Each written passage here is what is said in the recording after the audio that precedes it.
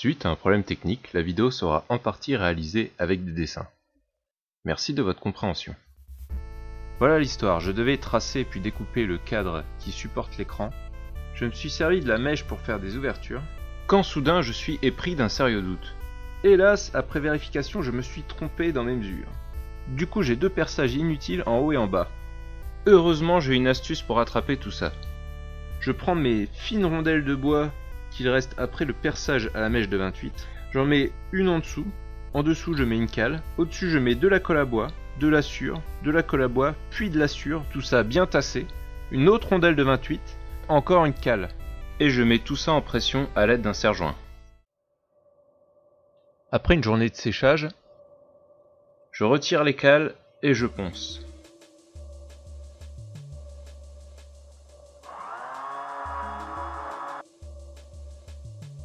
Je mets de l'enduit pour boucher les trous, de nouveau séchage et de nouveau ponçage. J'ai découpé une plaque de plexiglas 2,5 mm d'épaisseur aux dimensions de mon cadre pour le recouvrir. Je l'ai coupé en faisant une entaille avec un cutter et une règle, puis j'ai appliqué une pression comme pour couper du verre. Je perce 6 avant-trous pour le passage des vis. J'ai découpé un cache en papier aux dimensions de mon écran pour pouvoir peindre un cadre noir. J'ai fixé ma feuille avec du Chatterton par le dessous et je peins de l'intérieur vers l'extérieur. Utilisez du scotch de masquage si vous avez peur de dépasser. Ensuite, j'applique de l'anti-rouille aux endroits où mes pointes sont ressorties, de façon à ce que la peinture ne rouille pas. Puis je peins les éléments de la borne avec une peinture acrylique. Je passe 2 couches minimum, même si c'est de la peinture monocouche. Une fois sec, sur mon cadre qu'on appelle un bezel, je retire le cache en papier.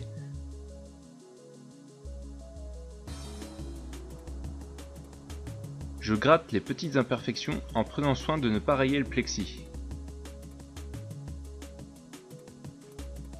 Je fixe mon plexi à l'aide de 6 petites vis.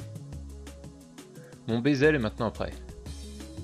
Je fixe mes haut-parleurs avec des petites vis à bois et des rondelles qui vont me servir d'entretoise.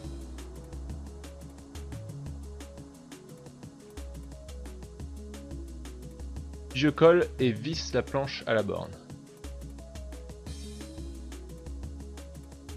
Sur le PC portable, j'ai fait une découpe dans le plastique pour donner du mou au câble de l'écran. Puis je plie l'écran dans le sens inverse de manière à ce que le PC soit à l'arrière de l'écran. Au travers du plastique, je perce des avant-trous.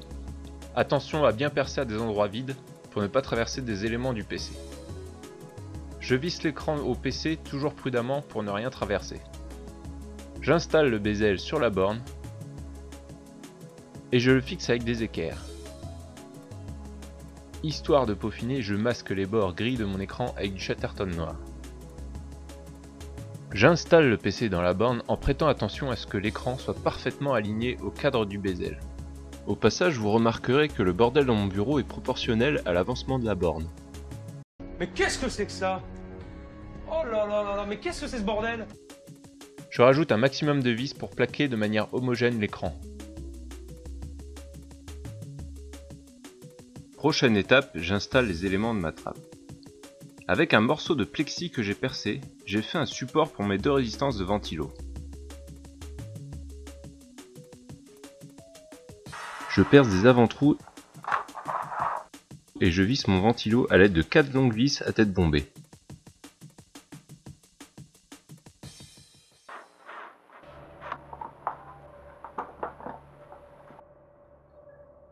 J'installe le connecteur femelle d'alimentation et le switch on-off.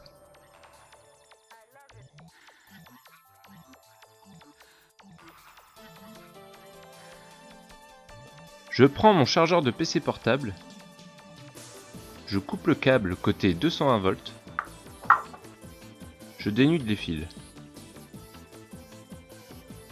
Pour câbler le connecteur d'alim et le switch, il faut câbler la phase, le neutre et la terre normalement, à la seule différence qu'il faut faire passer le neutre par le switch on-off. Le switch possède 2 contacts, ce qui permet d'ouvrir ou de fermer le circuit. Faites bien attention car si vous branchez la borne, Le connecteur d'alim et le switch ont des parties à nu sous tension. Je vous conseille d'isoler cette partie à l'aide d'une plaque de plexi vissée ou boulonnée à la trappe. Pour faire un support pour mon potentiomètre, j'utilise une équerre. Comme elle est métallique et donc conductrice d'électricité, je colle un morceau de plexi pour l'isoler avec de la néoprène.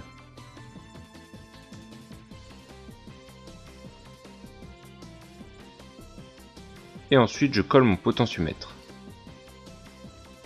Après une journée de séchage, ça tient plutôt pas mal. Bon, ce n'est peut-être pas ce qu'il y a de plus solide comme méthode, mais ça fera l'affaire. Pour ma première borne, j'avais laissé le potentiomètre sur le circuit imprimé et je me suis servi du circuit imprimé comme support. Je perce 2 trous et je boulonne mon potentiomètre.